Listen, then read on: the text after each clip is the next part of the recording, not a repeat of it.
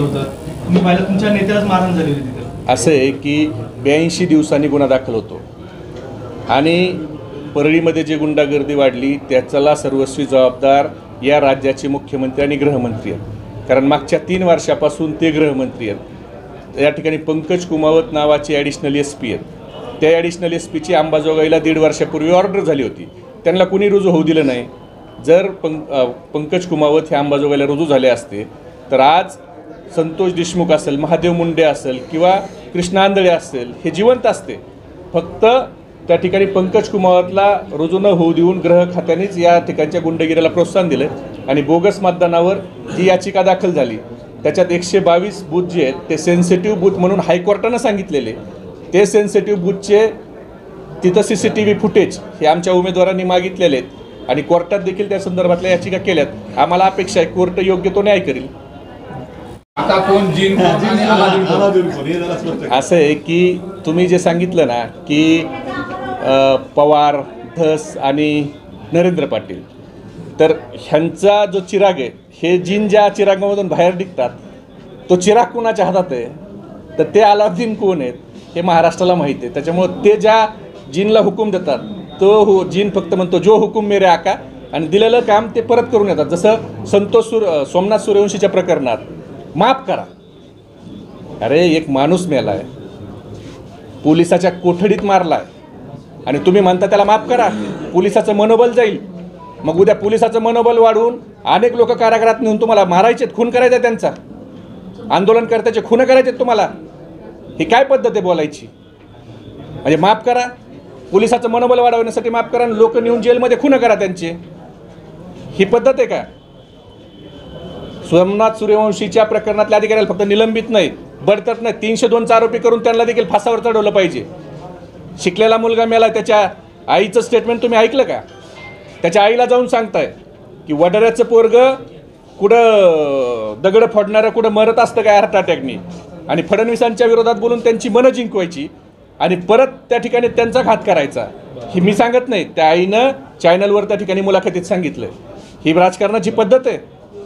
किती माणुसकी सोडून 2 प्रकरणात वेगळ्या भूमिका घ्यावा. शेवटी याला देखील काही मर्यादा आहेत. अशी ही बनवाबनवी जास्त काळ चालत नाही. राष्ट्रवादी हा गड शाबूत राखण्यासाठी काय करत आहे? असं आहे की आजची बैठक ही आमचे जिल्हा अध्यक्ष राजेंद्र मस्के साहेब यांनी अध्यक्ष झाल्यावर पहिली बैठक आहे जिल्हा कार्यकारिणीची. याच्यात ते संघटनात्मक आढावा घेतील, पुढच्या काही सूचना तालुका अध्यक्ष आणि आमच्या जिल्हा कार्यकारिणीला देतील. त्याच पद्धतीने उद्याच्या निवडणुका ज्या स्थानिक स्वराज्य संस्थेच्या याच्याबद्दल मार्गदर्शन करतील, त्यांच्या काय अपेक्षा आहेत याच्याबद्दल मार्गदर्शन करतील. आणि त्याचबरोबर हा जो गड आहे हा पवारसाहेबाला मानणारा गड आहे. आजही लोकांच्या मनामध्ये शरद पवारसाहेब आणि राष्ट्रवादी काँग्रेस पक्षालाच त्या ठिकाणी लोकांची लोकप्रियता आहे. फक्त EVMच्या कृपेमुळं विधानसभेला वेगळे निकाल आलेले आहेत. त्यामुळं आजही सामान्य माणूस हा उत्साहात तुम्हाला जल्लोष करताना दिसत नाही. आजही सामान्य माणूस हा शरद पवार साहेबाच्या पाठीशी. आपण जर सुरुवातीपासून प्रेम त्यांचं पहिल्यापासून आहे, पण त्यांची भेट ही व्हॅलेंटाईन डेला झाली का त्याच्या अगोदर झाली हे अजून बावन्नकुळे साहेबांनी सांगितलं नाही. पण ते म्हणतात 2 भेट झाल्या. बावन्नकुळे साहेबांनी एकाच भेटीचा संदर्भ दिला 4.5 तासाचा.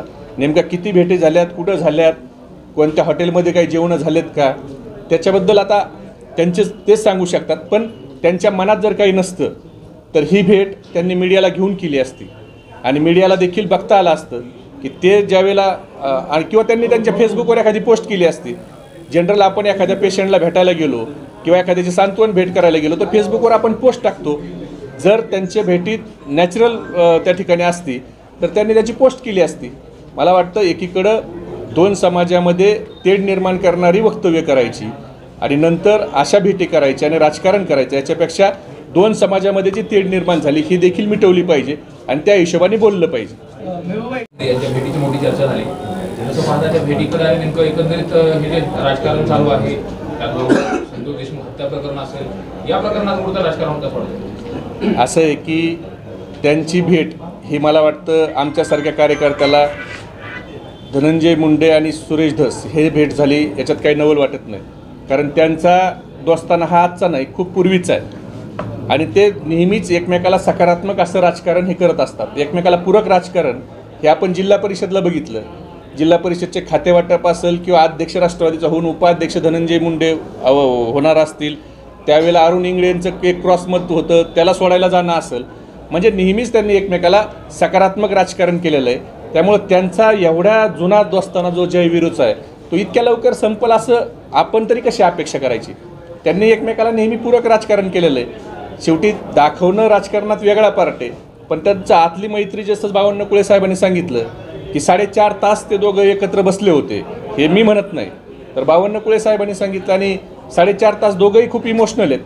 म्हणजे आता दोघंही खूप इमोशनल आहेत म्हणजे त्यांचं इमोशनल, त्यांचं प्रेम हे बावन्नकुळे साहेबांनी तो उघड्या डोळ्यांनी बघितलं असेल.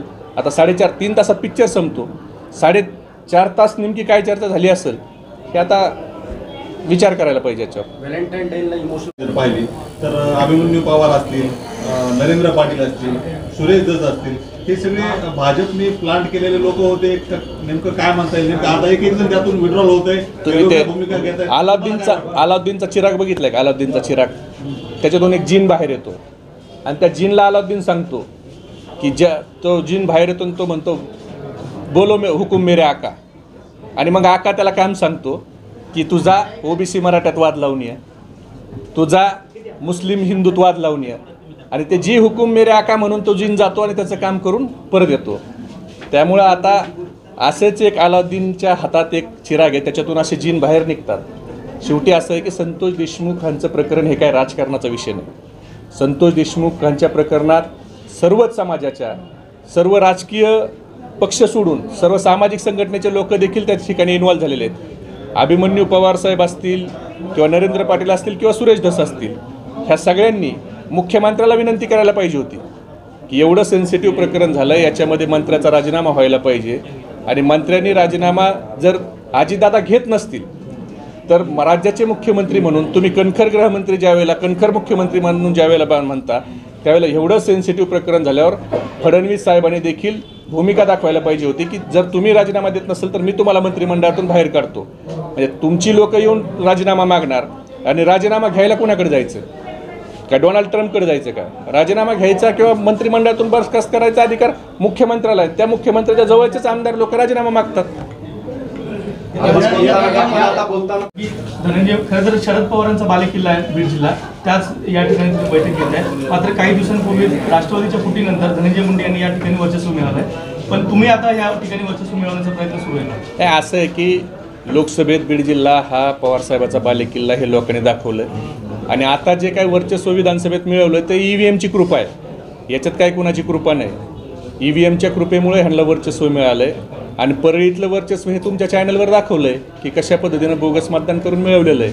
त्यामुळं महाराष्ट्रात जे वर्चस्व त्यांना मिळालं, बीड जिल्ह्यातच नाही तर महाराष्ट्रात, हे EVMमुळे मिळालं आहे.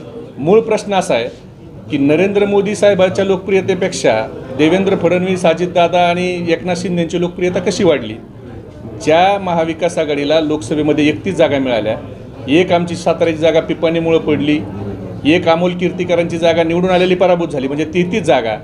आणि 4 जागा अशा आहेत, पालघर, बुलढाणा, अकोला आणि इचलकरंजी, जिथं महायुतीचं सीट हे 50,000च्या आतल्या फरकाने मताने आलं. आणि तिथं अपक्ष जे लोक उभा राहिले, जसे रविकांत तुपकरने 2.5 लाख मतं घेतले, प्रकाश आंबेडकर साहेबांना 3 लाख मतं मिळाली, त्या ठिकाणी राजू शेट्टी साहेबाला 2.25 लाख मतं मिळाली.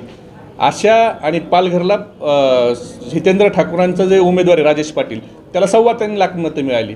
म्हणजे 37 जागेवर लोकसभेला महायुतीला लोकांनी टाळलं, त्यांनाच विधानसभेला कसं लीड देतील? त्यामुळं आमचे जे उत्तमराव जानकर सांगतायत की तुम्ही बॅलेटवर, आमचा निवडून आलेला आमदार राजीनामा द्यायला तयार आहे ना, मग तुम्ही घ्या ना बॅलेटवर निवडणूक, काय अडचण आहे? तुमच्या जर मनात काही पाप नाही, तुम्ही एका मार्केटवाडीला बॅलेटवर मतदान करू देत नाही. जर तुमची एवढी लोकप्रियता आहे तर माळशिरसचे आमचे आमदार बॅलेटवर निवडणुका घ्या म्हणून राजीनामा द्यायला तयार आहेत. सरकारने घ्यावे, मग त्यांची लोकप्रियता दाखवावी. ही त्यांची लोकप्रियता नाही, ही EVMची लोकप्रियता आहे. परळीच्या संदर्भात काही मागणी करताय, कारण की जे काही